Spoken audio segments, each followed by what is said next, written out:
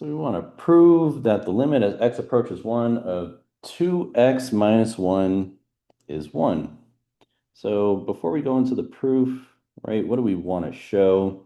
So we want to show for all epsilon positive, there exists a delta positive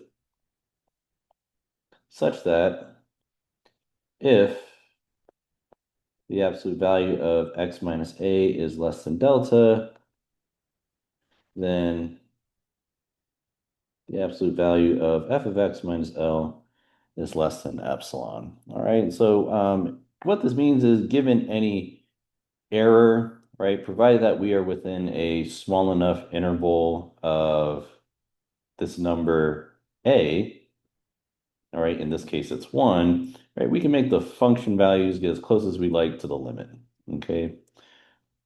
Now, when we write the proof, this is how we're going to go about doing it.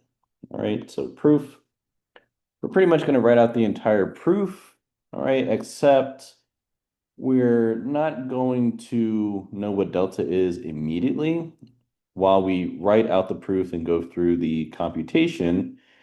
Then we'll figure out what delta is, and then we can pretty much complete the proof, all right?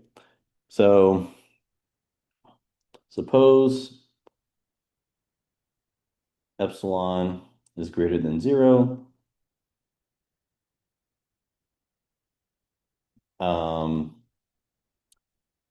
And let delta be a positive number such that delta equals,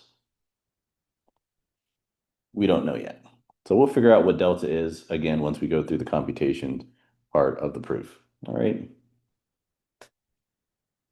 Then, if the absolute value of x minus 1 is less than delta, so if we are within some small enough interval around x equals 1, then this implies we have the following, all right? So we have the absolute value of f of x minus L. So we're going to start with this, and we're pretty much just going to make some simple substitutions, all right? Here's my function, f of x, and this guy right here is my limit L. And I always tell my students, no matter how simple the substitution is, always use, always use parentheses, all right? Now, this is going to be equal to the absolute value of 2x minus 2. And then both pieces share a common factor of 2, so we can go ahead and pull that out. All right. And then we're going to use the fact that the absolute value of a times b is equal to the absolute value of a times the absolute value of b. Okay. Luckily for us, the absolute value of 2 is just itself, right? 2. So we're going to get 2 times the absolute value of x minus 1. All right.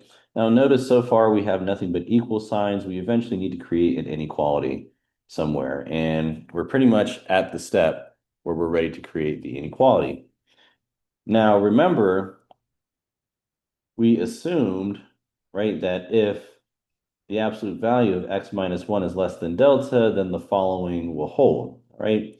So again, we assumed that the absolute value of x minus 1 is less than delta, and we have the absolute value of x minus 1 right here, which is less than delta. So we can finally create an inequality that says that 2 times the absolute value of x minus 1 is going to be bounded above by 2 times delta.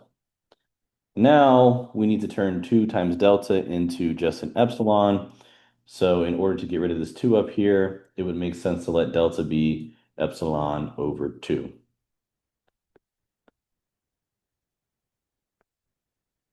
All right.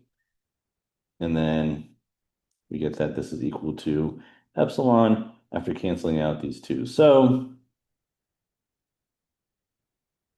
given any epsilon positive and let delta be some positive number such that delta is equal to epsilon over 2, then provided that we are within a small enough delta interval around 1, right?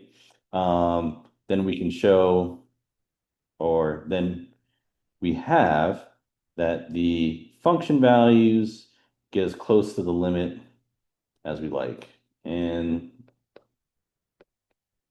this concludes the proof.